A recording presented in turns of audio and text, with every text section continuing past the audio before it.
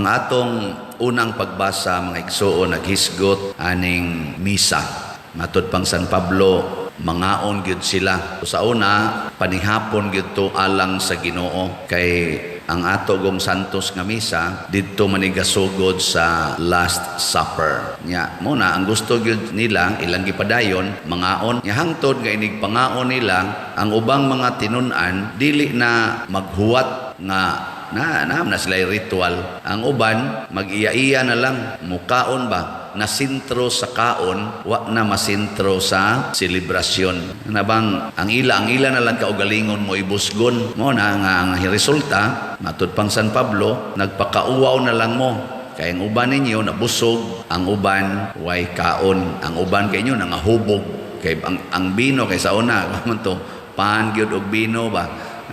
Ang uban imnon magmaayo katong nga plahubog di ang uban kadto na lang sobra taon lang imnon wa na ba nag-iyahay na nya unsa man ni siya dili ni siya mo ning gibuyag ding San Pablo kay dili ni siya Eucharistikanhong batasan dili ba pang Eucharist ba mo bitana nga inig kuan nato inig dinhi sa ulog sa Eucharistia angay gid ta ana do natay sistema parihara ta gikaon dili aron ta mabusog unsa may atong gihimo dinhi ayaw mo pag-anhi dinhi aron mamahaw mo nya hutdo na nyog kaon ng consecrated host di na mao ni anhi ta aron makighiusa sa tibuok magtotoo og sa tibuok nga katawhan dili lang ang atong panaghiusa dili ni ingong nakigiyahay tas laing mga tinuhuan laing mga sikta lain nga mga tao sa tibok kalibutan sama na mga Hindus, mga Chinese, sana kana ganing Buddhist man na sila ilang religion, Islam, wa ta makighiusa. Kining atong panaghiusa dinhi usa ni siya ka pag-practice sa atong kaugalingon nga kamaotang makighiusa sa tanan. Sa tigi nay common kayo nga panultihon, charity, sumpay ko no ninyo. Nakadungog daw ana, charity begins gini nyo ayo charity begins at home. Na siya. Sa ato pa, ang pagkamanggihatagon, ang pagkamahigugmaon, sugdan ginadiha sa balay. Nya mauna nay ipaambit katilingban. Dili kay ang naghigugmaay, ang naarasod sa balay. Di ba? Mo sa ning ato, naghigugmaay ta dinhi, nagpractice ta nga mamalandong spulong sa Ginoo.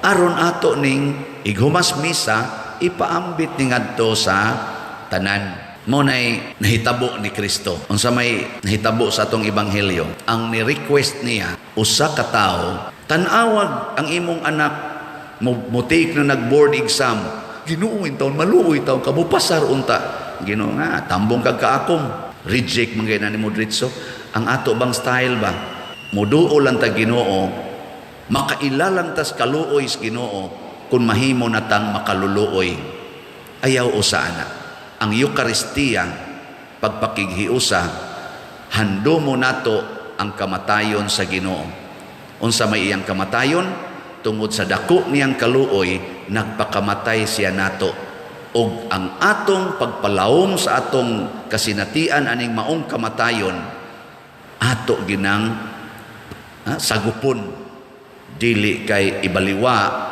unya inig abot ng hapit na ta mamatay una pa ta magsigi og handom or pangayo parehara sa godin is ato god akong experience sa buhi pa di gyud musimba nya di sa ta moawhag nila nga panimba tapulan kay tang mo evangelize nga panimba inig kamatay kusog kay manghangyo mga suko pag dili misahan kada gabi ang haya nganong inana man ta makailalan tag misa mobalyo lang tag misa kung nanay patay uy binuang na nya sa buhi pa di gyud mo awhag para karon pila ra man ta kabuk na nambong dinhi ini gumas misa pangawhag mo nang wa manimba diha ina ayaw huwatag mamatay mo una pa mo bisahan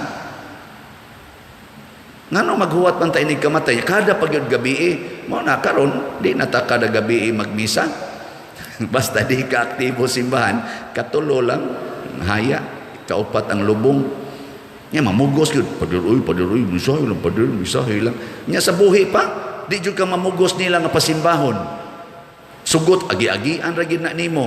Agi-agian. Tama na ha. Manindog ta.